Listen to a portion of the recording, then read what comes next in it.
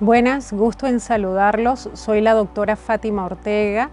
Pertenezco a la Unidad de Medicina del Sueño y además soy coordinadora del Servicio de Neumología de la Clínica Ricardo Palma.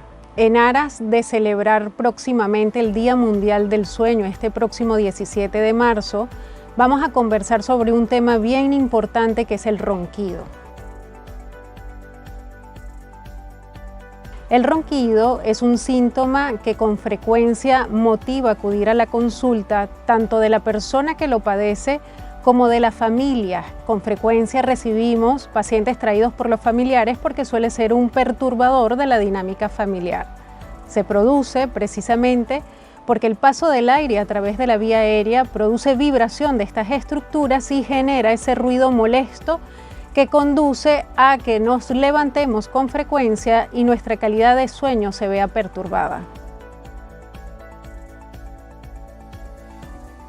Precisamente cuando este síntoma se acompaña de pausas respiratorias durante la noche, que son evidenciadas con frecuencia por la pareja o la familia que nos acompaña, o incluso que puede generar despertares, o además este ronquido se acompaña de mayor somnolencia en el día, debemos de acudir a evaluarnos para descartar una condición que se puede ver asociada que se llama apnea obstructiva del sueño.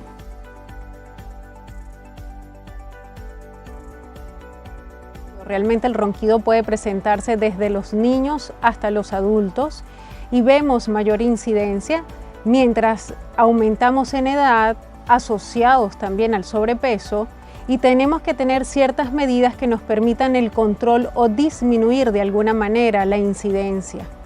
Dentro de estas medidas están tratar de controlar peso y para ello debemos de tener una alimentación adecuada, hacer ejercicios, evitar ingerir alcohol o fumar cercano a la hora de dormir, mantener la vía aérea superior, nariz y garganta despejada para así evitar tener una respiración bucal durante la noche que va a empeorar el ronquido.